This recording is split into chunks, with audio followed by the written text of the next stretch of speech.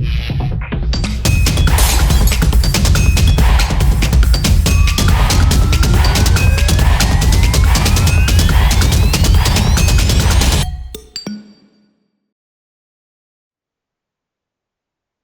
Everyone, I am Kartika and Christ university के law entrance exam में अब सिर्फ एक महीना बचा है।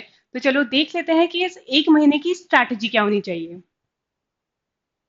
सबसे पहले इस एक महीने को अपन 4 पार्ट्स में डिवाइड कर लेते हैं, जिसमें फर्स्ट वीक होगा आपका, जिसमें understand the exam pattern and syllabus. Second week में strengthen your core concepts. Third week practice and mock test. Fourth is final revision and strategy. अगर फर्स्ट वीक की बात करें तो सबसे पहले पेपर पैटर्न समझ लो, अच्छे से देख लो क्या है सिलेबस एंड फिर प्रिपरेशन स्टार्ट करना। अगर पेपर पैटर्न की बात करें तो टोटल 120 क्वेश्चंस हैं, जिसमें आपको 1 मार्क मिलेगा for every correct answer and there is a negative marking of 0.25 for every wrong answer. अब अगर नेगेटिव मार्किंग है तो एक्यूरेसी का खास करके ध्यान रखना, एटलीस्ट 90% एक्यूरेसी टारगेट रखना अपना। एंड 120 क्वेश्चन सॉल्व करने के लिए आपको दिए जाएंगे टोटल 90 मिनट्स। अब अगर सेक्शन की बात करें, फर्स्ट सेक्शन इज इंग्लिश, जिसमें comprehension, grammar, vocabulary, synonyms, antonyms, sentence correction, इन सबसे रिलेटेड क्वेश्चंस पूछे जाएंगे। सेकंड है जनरल नॉलेज, जिसमें static GK, books and authors, national and international honours, important dates, Indian polity, इनसे रिलेटेड क्वेश्चंस पूछे जाएंगे। Third section is current affairs, जिसमें पास्ट 12 मंथ के करंट अफेयर्स आएंगे, legal GK and international events. Reasoning की अगर बात करें तो puzzle, सिलॉग्स, analogies, blood relations, critical reasoning. And यहाँ लीगल रीजनिंग का सेक्शन अलग से नहीं है, बट इसी रीजनिंग के सेक्शन में legal principles, case studies, constitution and legal terms related questions भी पूछे जाएंगे। डेटा एनालिसिस एंड इंटरप्रिटेशन में percentage, ratio, proportion, probability, pie charts, case list, numerical data, bar chart, histogram, algebra, इन सबसे related questions पूछे जाएंगे।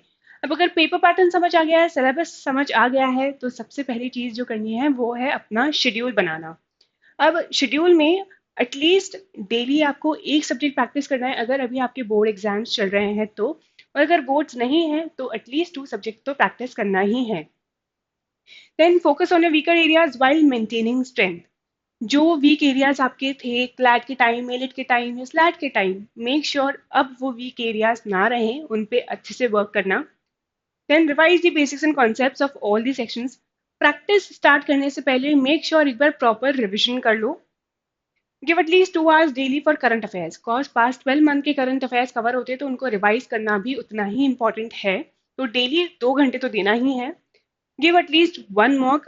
अब अगर पेपर पैटर्न समझ आ गया, शेड्यूल बना लिया है, तो एटलीस्ट 1 मॉक तो दे ही देना फर्स्ट वीक में, ताकि समझ आ जाए where are you standing.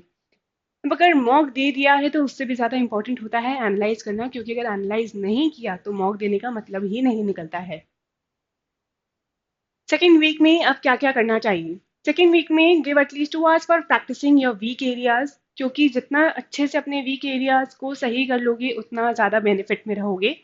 Then 1 hour for your strong areas, और ये डेली बेसिस पर देना है। देन उसके बाद 2 hours फॉर करंट अफेयर्स, और साथ ही साथ इसमें स्टैटिक जीके भी पूछा जाएगा, तो 1 hour डेली आपको देना है स्टैटिक जीके के लिए।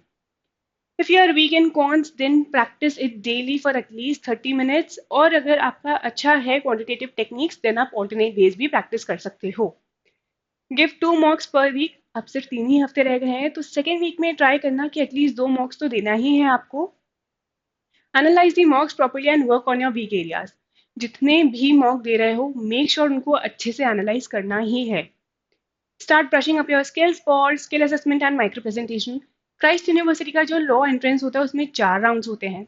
फर्स्ट इज आपका entrance test, second is skill assessment, then micro presentation and personal interview round. ये चारों राउंड्स एक साथ होते हैं, किसी की भी अलग से कट ऑफ लिस्ट नहीं आती है शॉर्ट लिस्टेड कैंडिडेट्स की, आप सबको चारों राउंड्स देने हैं। तो मेक श्योर एंट्रेंस टेस्ट के साथ साथ बाकी 3 राउंड्स की प्रिपरेशन भी अच्छे से स्टार्ट कर देना। Now third week. अब थर्ड वीक में सबसे पहली चीज जो है, at least time 2 to 3 full mock test, क्योंकि अब टाइम आ गया है कि आप ज़्यादा से ज़्यादा मॉक टेस्ट दो और उनको अच्छे से एनालाइज करो। Then focus on your time management. अब मॉक दे रहे हो तो टाइम का खास करके ध्यान रखना, क्योंकि 90 मिनट्स का पेपर है, सीबीटी मोड पे है, और अगर टाइम खत्म हो गया उसके बाद आपको एक्स्ट्रा टाइम नहीं मिलेगा, पेपर ऑटोमेटिकली सबमिट हो जाएगा। रिवाइज इंपॉर्टेंट टॉपिक्स जैसे इंग्लिश में vocabulary and grammar rules, GK में history, polity, geography, books and authors, national international honours, important dates. Current affairs में CLAT post and monthly one liners जो आपके top rankers की portal पे available हैं वो रिवाइज कर सकते हो। रीजनिंग में puzzle, syllogism, sitting arrangement, blood relations and critical reasoning. Mathematics में अब ट्राई करना कि एटलीस्ट 3 डेटा इंटरप्रिटेशन सेट्स आप डेली सॉल्व कर रहे हो। लास्ट वीक, अब फोर्थ वीक में क्या क्या करना है? सबसे पहले तो focus on high weightage topics, revise legal terms, current affairs and grammar rules. जो भी इंपॉर्टेंट टॉपिक्स हैं जो आपके अच्छे एरियाज हैं उनको बिल्कुल इग्नोर मत करना, अच्छे से रिविजन कर लेना। टेक 1 और 2 mock test and mock test के साथ साथ एनालाइज अभी भी करना है, भले ही लास्ट वीक है बट एनालिसिस बिल्कुल मत छोड़ना। Work on your weak areas, dedicate extra time for topics जो आपको अभी भी थोड़े चैलेंजिंग लग रहे हैं, क्योंकि इस बार गलती की कोई गुंजाइश मत रखना। Stay updated with the current affairs to the day of exam. ये मत सोचना कि एग्जाम के एक हफ्ते पहले करंट अफेयर्स पढ़ना बंद कर देते हैं, बिल्कुल नहीं। अगर कोई भी इंपॉर्टेंट करंट अफेयर है वो अच्छे से कवर करके जाना। Relax and stay confident, avoid last minute cramming. अब एग्जाम के जस्ट एक दिन पहले बिल्कुल मत ट्राई करना कि कुछ नया पढ़ के जाओ, भूल जाओगे, रिवाइज भी नहीं कर पाओगे। Then get adequate sleep before the exam, सबसे ज़्यादा ज़रूरी है। और कुछ एडिशनल टिप्स, तो सबसे पहले बात कर लेते हैं डेली शेड्यूल की। एटलीस्ट आपको 6 to 8 आवर्स तो देने ही पड़ेंगे। एंड सेकेंड अगर है तो शॉर्ट नोट्स, क्योंकि शॉर्ट नोट्स नहीं बनाओगे तो जो लास्ट मिनट रिविजन होता है उसमें बड़ी दिक्कत आएगी। तो मेक श्योर कि आप खुद के शॉर्ट नोट्स बना रहे हो और उनसे ही रिवाइज करना। स्टे कंसिस्टेंट, एक दिन पढ़ाई करी, दूसरे दिन नहीं करी, फिर तीसरे दिन थोड़ी सी करी, ये बिल्कुल मत करना, क्योंकि अब अप्रैल और मई में बहुत सारे लो एंट्रेंसेस हैं। एंड हेल्थ, अगर हेल्थ की बात करें तो अप्रैल मई में बहुत सारे लो एंट्रेंसेस है जैसा मैंने अभी बोला, और गर्मी भी स्टार्ट हो गई है। तो मेक श्योर कि हेल्थ के साथ बिल्कुल सैक्रिफाइस ना करो। So that's all for Christ University Law Entrance Exam. What else do you want to know about Christ University? Do let us know in the comment section below. Thank you for watching.